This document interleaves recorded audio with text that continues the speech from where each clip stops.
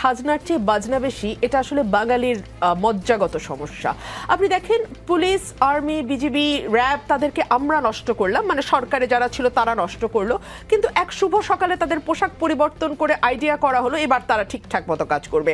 আমরা যে কোনো একটা দেশের আইন শৃঙ্খলা পরিস্থিতি স্বাভাবিক রাখা, আইন শৃঙ্খলার অবনতি হলে সেটাকে শক্ত হাতে বন্ধ করা, এবং এই অবনতির সঙ্গে যারা প্রত্যক্ষ কিংবা পরোক্ষভাবে যুক্ত তাদের দল মত রাজনৈতিক রাষ্ট্রে হয়ে থাকে। আমার দেশে এগুলো হয় না। আমার দেশে হয় বড় বড় কথা, লুকিং ফর শত্রুজ কিংবা ডেভিল কি অপারেশন ডেভিল হান্ট, এইসব অদ্ভুত অদ্ভুত কথা। আমরা না আসলে ক্লান্ত জাতি হিসেবে, আমি ব্যক্তিগতভাবে বাংলাদেশের একজন নাগরিক হিসেবে আমার এখন সত্যিই খুব ক্লান্ত লাগে।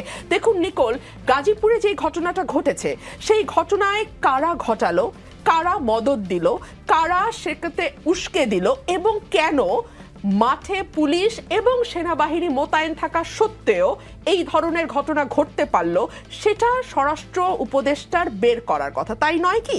কিংবা ধরুন 32 নম্বরে 2 দিন যাবৎ একটি বাড়ি ভাঙা হলো, মাটির সঙ্গে মিশিয়ে দেয়া হলো, আগুন দেয়া হলো, এবং মানে এক ধরনের উৎসব মুখর পরিবেশে পুরো ঘটনাটি ঘটলো, এবং তারপরে আমরা দেখলাম সরকার নিন্দা জানাচ্ছে। সরকার যদি শক্ত স্ট্যান্ড নিয়ে বলতো আমরা এটা সমর্থন করছি, কারণ জার্মানিতে নাজিদেরকে একেবারে মাটির সঙ্গে মিশিয়ে দেওয়া হয়েছিল, তাদের কোনো অস্তিত্ব রাখা হয়নি, ঠিক একইভাবে আমরা বাংলাদেশেও শেখের কোনো অস্তিত্ব রাখবো না, এটা যদি তারা বোল্ডলি ঘোষণা দিয়ে করতো তাহলে মানুষ আশ্বস্ত হতো এই ভেবে যে ও আচ্ছা, সরকারের অন্তত নিয়ন্ত্রণ আছে, সরকার জানে ঘটনাটি ঘটছে এবং সরকার এটিকে ঘটতে দিচ্ছে বিকজ সরকার এটিকে সমর্থন করে। কিন্তু আমরা দেখলাম সরকার খুব কড়া ভাষায় বিবৃতি দিল তার একদিন পরে। মানে হোয়াট ডাজ ইট মিন? আপনি কি জনগণের সঙ্গে মকারি করেন? আপনি কি রাষ্ট্র পরিচালনাটাকে এক ধরনের ছেলে খেলা মনে করেন? এটা কিন্তু ছেলে খেলা নয় নিকোল, এবং 18 কোটি মানুষ, মতান্তরে 20 কোটি মানুষ কিন্তু হুমকির মুখে পড়তে যাচ্ছে সরকারের এই অযোগ্যতা এবং অপদার্থ লোকজনকে পদে বসানোর কারণে।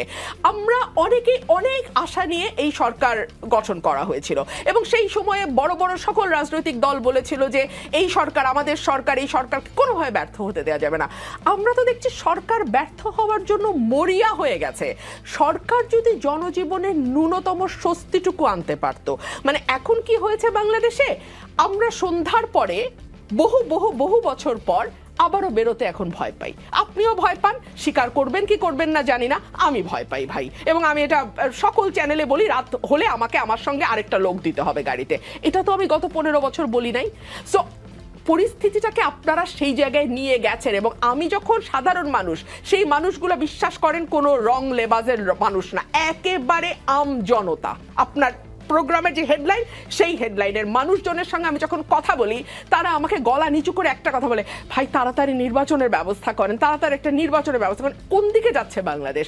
কোন দিকে যাচ্ছে বাংলাদেশ? এইটা কি এই 22 জন উপদেষ্টার জবাব দেওয়ার কথা নয়? ব্যারিস্টার রুমিন ফারহানা, জনগণটা যে কে সেটা নিয়ে আসলে আমরা সাংবাদিকরা কনফিউজ। কারণ এক পক্ষ বলে জনগণ সংস্কার চায়, আরেক পক্ষ মানে আপনারা বলেন যে নির্বাচন চায়। আসলে এই জনগণকে এবং জনগণ কি চায় সেটা নির্ধারণ করার প্রক্রিয়াটা কি, সেটা আসলে খুবই কনফিউজিং। ব্যারিস্টার রুমিন ফারহানা, সার্জিস আলমের কাছ থেকে বরং একটু বোঝার চেষ্টা করি। সার্জিস আলম, গত প্রায় 5-6 মাস ধরেই দেশের আইন শৃঙ্খলা পরিস্থিতি সন্তোষজনক নয় বলে গণমাধ্যম, সামাজিক যোগাযোগ মাধ্যম সহ বিভিন্ন প্ল্যাটফর্মে সমালোচনা চলছে। এইমাত্র ব্যারিস্টার রুমিন ফারহানাও বললেন তিনি সন্ধ্যার পর বেরোতে ঠিক নিরাপদ বোধ করেন না। কোনো কোনো এলাকার মানুষ চাঁদাবাজি, ছিনতাইয়ে অতিষ্ঠ হয়ে উঠছে। আমরা কবজি কাটা বাহিনীও দেখতে পাচ্ছি বিভিন্ন এলাকায়, কিন্তু আমরা কোনো অপারেশন ছিনতাইকারী হান্ট কিংবা অপারেশন চাঁদাবাজ হান্ট কিন্তু দেখি নাই। কিন্তু আমরা যেটা দেখলাম, স্বরাষ্ট্র মন্ত্রণালয়ের বিজ্ঞপ্তি বলছে গাজীপুরে ছাত্র জনতার উপর সন্ত্রাসী আক্রমণের ঘটনায় আইন শৃঙ্খলা রক্ষাকারী বাহিনীগুলোর সমন্বয়ে একটি সভা অনুষ্ঠিত হয়, সেখানে অপারেশন ডেভিল হান্ট পরিচালনার সিদ্ধান্ত হয়েছে। আজকে সন্ধ্যা থেকে আবার সেন্ট্রাল কমান্ড সেন্টার কাজ শুরু করলো। গাজীপুরে ঘটনায় কেন স্বরাষ্ট্র মন্ত্রণালয়ের টনক নড়ল? গাজীপুরে কি এমন হয়েছিল যে গত 5-6 মাস ধরে মানুষ আইন শৃঙ্খলা পরিস্থিতি নিয়ে কথা বলার পরেও কোনো হান্ট অপারেশন, ডেভিল হান্ট বা কি এঞ্জেল হান্ট কোনো কিছুই আসলে আমরা দেখলাম না। মানে আপনারা কি গাজীপুরে এমন কিছু করেছেন যে স্বরাষ্ট্র মন্ত্রণালয়ের টনক নড়লো, নাকি স্বরাষ্ট্র উপদেষ্টার গায়েবানা জানাজা হয়েছে চট্টগ্রামে, সেইটা তাকে খুব মানে টাচ করেছে এমন কিছু? হ্যাঁ, দেখুন, প্রথম কথা হচ্ছে আমরা আমাদের জায়গা থেকে স্পষ্ট মনে করি যে এই অভ্যুত্থানের পরবর্তী সময়ে যেই আশা প্রত্যাশা নিয়ে এই অন্তর্বর্তীকালীন সরকার বাংলাদেশের মানুষের সামনে এসেছে, সেই জায়গায় অন্ততপক্ষে স্বরাষ্ট্র মন্ত্রণালয়ের কথা যদি আমরা বলি, আইন শৃঙ্খলা রক্ষাকারী বাহিনীর কথা যদি বলি, তারা আমাদের প্রত্যাশার পূরণ করতে পারেনি। আমরা আমাদের জায়গা থেকে শুধু সেদিন নয়, অসংখ্যবার তাদেরকে এসে বলা হয় সন্তান শহীদ হয়েছে, অনেক সম্মান পেয়েছিস, এখন আমরা দেখব সামনে কতটুকু আরও সম্মান পাস। এভাবে যখন হুমকিগুলো দেওয়া হয়, এখন তাছাড়া আমরা যখন প্রত্যেকটি জায়গায় জেলা পর্যায়ে উপজেলা পর্যায়ে যখন আমরা দেখি প্রত্যাশিত যে আইন শৃঙ্খলা রক্ষাকারী বাহিনীর অবস্থান থাকা দরকার ছিল, কার্যক্রম থাকা দরকার ছিল, সেটি আমরা আমাদের জায়গা থেকে দেখি না। বরং আমরা আমাদের জায়গা থেকে গুরুত্বপূর্ণভাবে, একদম খুবই দুঃখজনকভাবে দেখি এই আইন শৃঙ্খলা রক্ষাকারী বাহিনী বিগত 16 বছরে তাদের রন্ধ্রে রন্ধ্রে যে চর্চাটা একটা চলে এসেছিল, যে ক্ষমতাসীনদের চাটা, এই যে মানে দালালি করার যে চর্চাটা, এটা এখন তাদের ভিতর আবার ঢুকে গিয়েছে। এতদিন তারা 32-এর দিকে যেত, এখন তারা গুলশানের দিকে যাওয়া শুরু করে।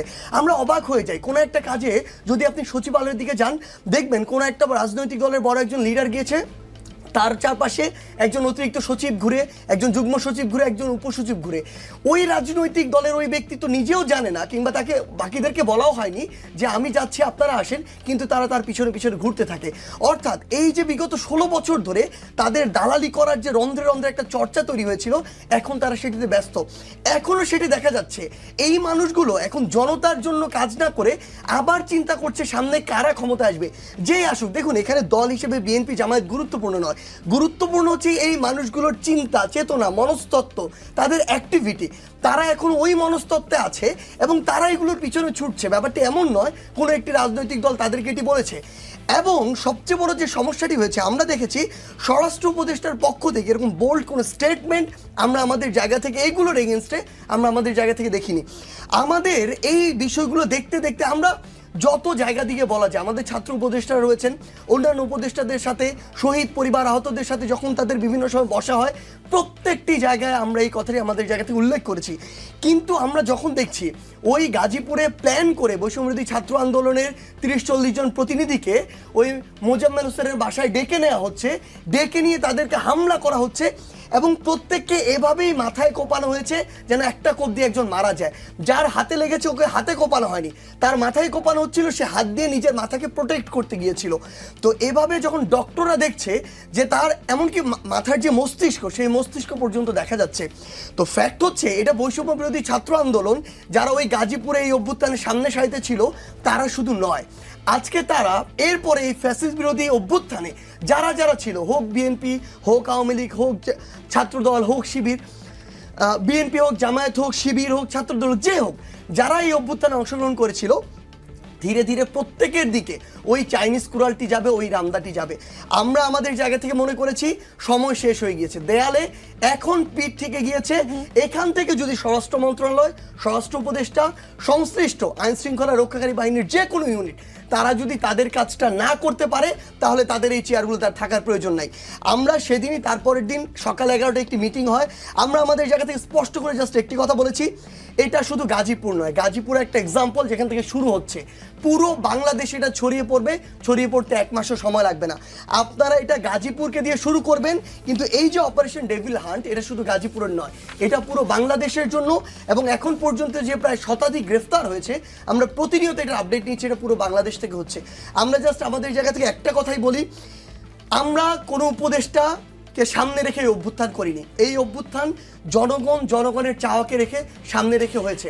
শেষ করে শুধু আপু, এখানে হাজার মানুষের রক্ত রয়েছে, জীবন রয়েছে, এইগুলোকে সামনে রেখে যে কোনো চেয়ারের দায়িত্বশীল যে কোনো ব্যক্তি, হোক উপদেষ্টা, হোক যে কোনো বাহিনীর প্রধান, তারা যদি তাদের দায়িত্ব পালন না করে, আমরা যে কারো বিরুদ্ধে যে কোনো কঠোরভাবে যে কোনো পদক্ষেপ নিতে সবসময় প্রস্তুত। জি, গাজীপুর আপনারা কোনো না কোনো চাপ কি প্রয়োগ করেছেন? মানে স্বরাষ্ট্র মন্ত্রণালয়, যে স্বরাষ্ট্র মন্ত্রণালয়কে এতদিন আমরা ছিনতাই চাঁদাবাজি হচ্ছে মানুষজন অভিযোগ করছে, আমার প্রশ্ন কিন্তু সেই জায়গায় ছিল।